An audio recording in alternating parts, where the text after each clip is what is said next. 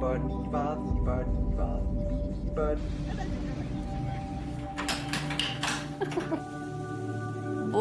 do I love about my daughter? What do I love about my kids? I'm gonna cry. I'll start crying. My daughter is an old soul who teaches me how to be a better person every single day. I love his heart. Like, he loves big. They are extremely smart and kind and opinionated, which I love. He is so unique. They see the bright side of everything. They have this altruistic love of people in the world. She's stunning and she's witty. Very athletic, very charming. Like, he actually makes me laugh. I'm not laughing because he's so cute. He's, like, legitimately funny. Having these children to teach me how to love has probably been the best way for me to learn how to love. I just appreciate that they're good people, you know.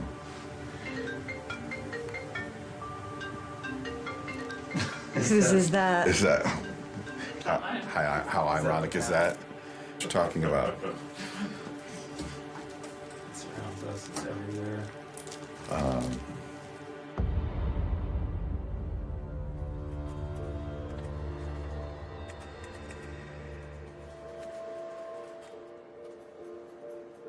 A long time ago, families were in extended communities. They were local, they were small. Children and parents largely worked together with neighbors on things that just needed to be done for daily living. I was born in the very depth of the Great Depression. If you know anything about the Depression, it actually began on the farms. At that time, I wasn't much to help, but I can tell you later on, I was put to work carrying wood, carrying water. I knew how to shell peas, I knew how to break beans, and I had a little wagon, so I was the water girl instead of the water boy. But that was the kind of things that we did. You had responsibilities in the barn with the animals from a very early age. It's getting harder and harder to find 80, 90, plus year olds that have that perspective, that we just have no concept of what it was like to live in that kind of scarcity. My mother was raised just about like her great-grandmother was. I was raised pretty much like my mother and dad were up to a point, and that's the way with my kids. They were able to change, but they had to change so much faster than I did.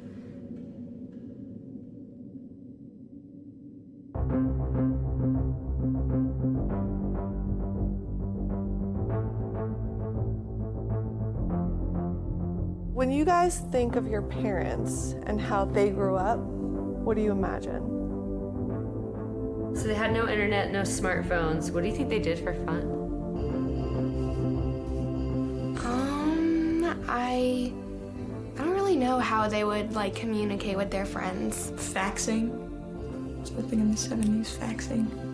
If you've seen Charlie and the Chocolate Factory, I imagine their life was like Charlie. It was definitely far different than what it is now. Lots more kids outside. A lot more like being outside than inside. I was outside 24/7. We were told to get out of the house, either in or out. So if you wanted to go outside, you were out all day. I pretty much lived on my bike. I would ride my BMX bike. I fell in love with a baseball. But we would play kick the can in the middle of the street. Capture the flag, to manhunt, to wiffle ball, to basketball, to... We built a zip line, and it was actually made out of clothesline, which I would not recommend. I remember getting up at 5:30 in the morning and help my friend with his paper route. He paid me with a donut, Yeah, if I wasn't lighting somebody's house on fire, or pouring sugar in a gas tank or something. Yeah, you went outside.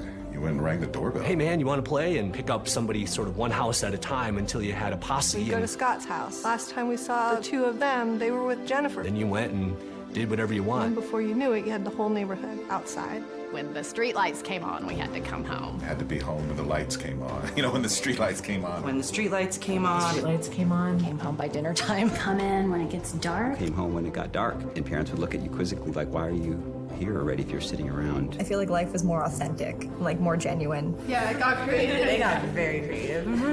I feel like that's why our parents' stories are so much better than ours. They're so much more fun. How do you think they got in touch with each other? They didn't. They never got in touch. Maybe the house phone. They'd have to actually dial the phone number. Remember in the kitchen, there would be that ringing sound? We had the one phone in the kitchen that had the really long cord. Still hung on the wall. Yeah, still hung on the I wall. can remember setting the dinner table and having to take the phone cord over my mom's head. Yeah, I was rarely on the phone if my sister was on. And then I would spend hours trying to record her. We also always had to have quarters on us too for payphones. Like when you're out and about, it's critical. I would call my dad if I needed a ride home, if it got too dark. And I remember when call waiting happened. Like, what? What is this technology? I had a pager in at the tail end of college. We didn't have a phone till I was in college. Everyone from the highway to here would be on the same line. So I think we had 9 people on the line. I don't think I had a actual telephone until I was in maybe 5th grade. But I think if we want to sort of be more real and focus on what people are experiencing now, we probably would want to be talking about the information revolution. When I was a junior, I was taking a class and our professor was like, we are going to communicate with another college class in Sweden. And we were like, how are we gonna do that? So we all went to the computer lab, stared at this black screen, and we typed in like C:\\, all these numbers. I remember thinking why would anybody do this? And she had this thing called AOL, and there was this dial-up internet thing, and it was like, burp, burp, burp, burp, burp. And then all of a sudden she was in this chat room. So, what's everyone up to today? Well, Linda Emerson called and she asked if Dasha and Peter could help Andrew and Lisa learn about the internet. What's a web page? Something ducks walk on?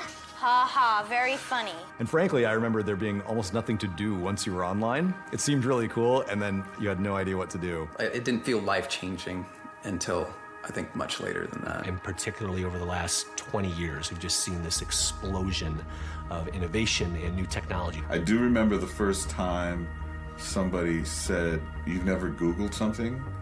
And I was like, what's Google? Yahoo meetups. I think they came before MySpace. Facebook was born like the week our oldest son was born. So when we look at him with his adolescent awkwardness, like that's how old Facebook is.